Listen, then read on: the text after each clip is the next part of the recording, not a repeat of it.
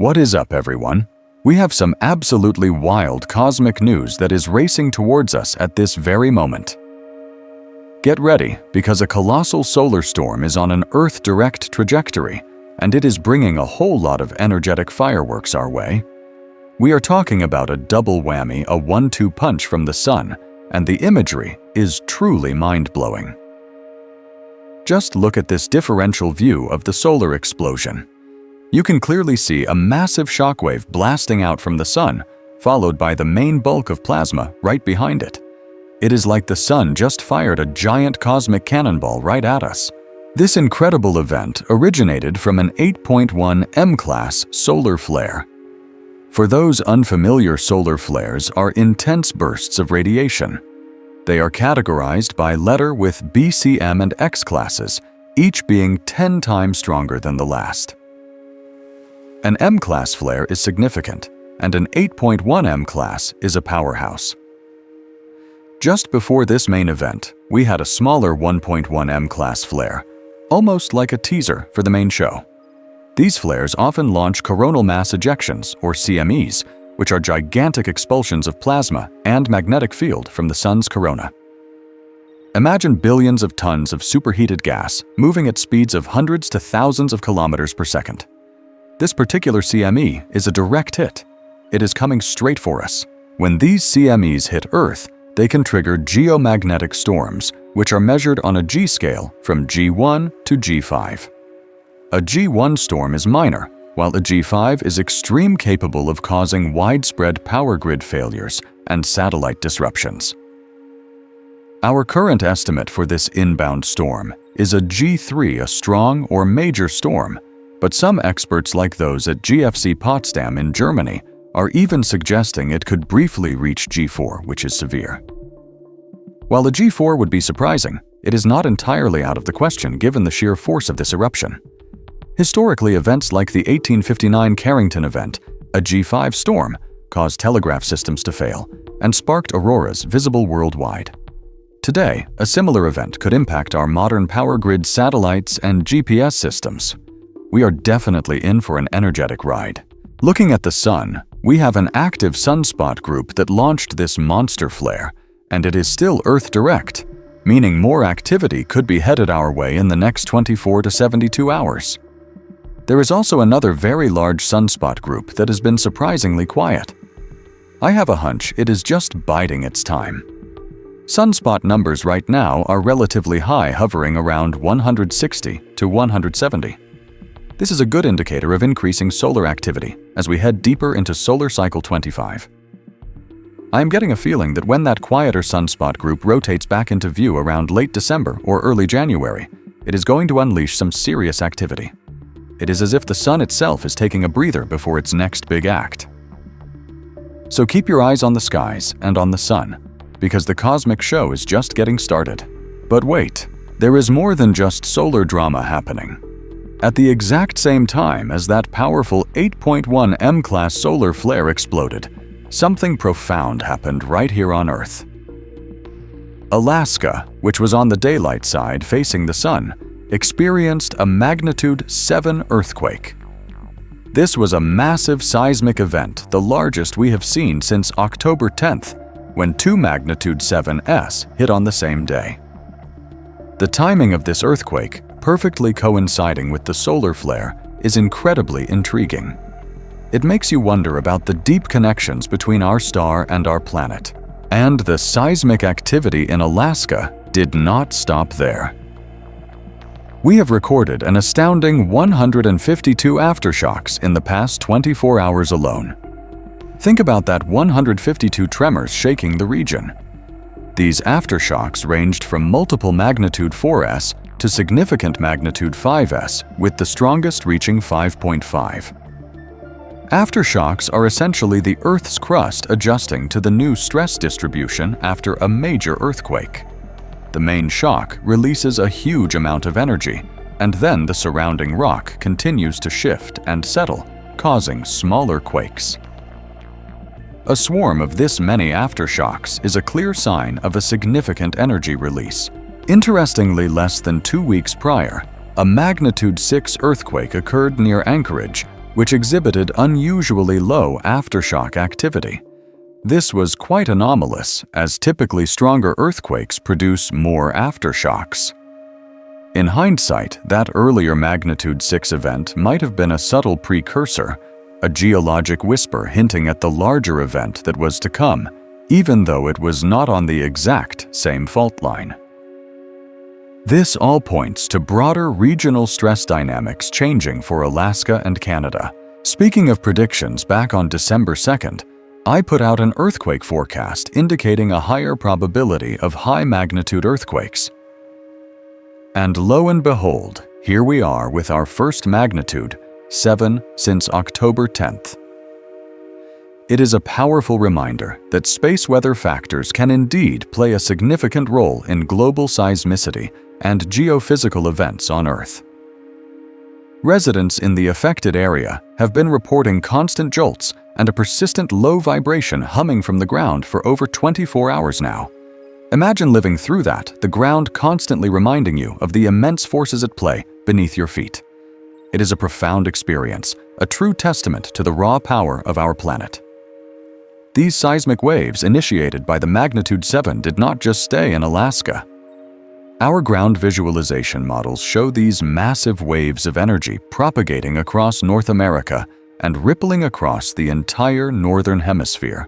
This truly was a strong earthquake, sending its silent message across the globe. But the story of Earth's energetic shifts continues even deeper into the very heartbeat of our planet.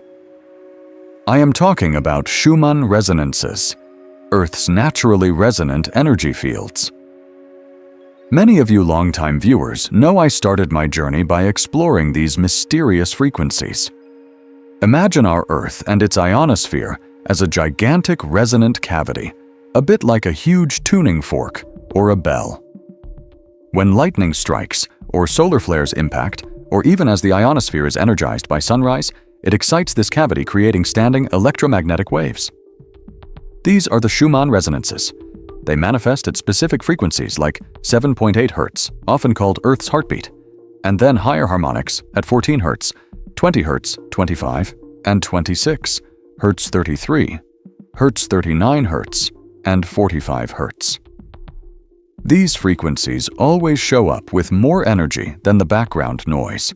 We track these resonances by measuring the vertical electric field, essentially detecting a current flowing between the ground surface and the ionosphere, where plasma from geomagnetic storms and other sources creates a highly energetic environment.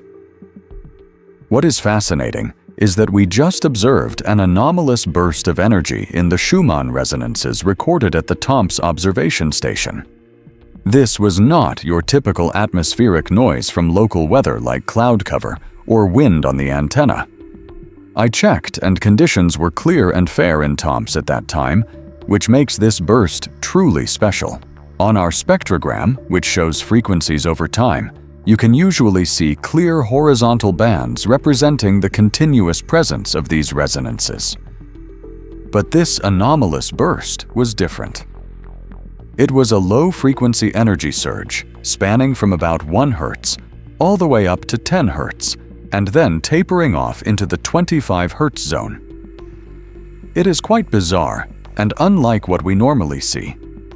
While many people track Schumann resonances and post daily updates, a common mistake is misinterpreting local atmospheric disturbances as global energy changes. You need clear weather to pick out true global signals, which can also be concentrated in certain zones, especially at higher latitudes, due to more influence from space. This Tomsk burst, however, stands out. It seems to be connected to the energetic events of yesterday, the massive solar flare, the magnitude 7 earthquake in Alaska, and even Kilauea's biggest eruption yet. What could this strange Earth burst be heralding? It is hard to say for sure. Sometimes these energy spikes just happen. But it is definitely something worth bringing to your attention, a mysterious energetic anomaly that suggests our planet is resonating with unprecedented intensity. Nikola Tesla himself pondered the Earth's electrical properties and resonances over a century ago, and later, Winfried Otto Schumann theoretically predicted these frequencies. To see such a distinct anomalous burst now alongside all these other powerful events makes you wonder if our Earth is trying to tell us something. It is like the planet is singing a new, powerful, and mysterious song. And speaking of mysteries, prepare to have your mind blown. As we were analyzing the magnitude 7 earthquake in Alaska, an absolutely astounding observation came to light. The epicenter of this powerful earthquake was found to be perfectly equidistant to some of the most enigmatic ancient sites on our planet. We are talking about the Great Pyramids of Giza in Egypt, the mysterious Nazca Lines in Peru, and the magnificent Angkor Wat temple complex in Cambodia. Is that not just incredible?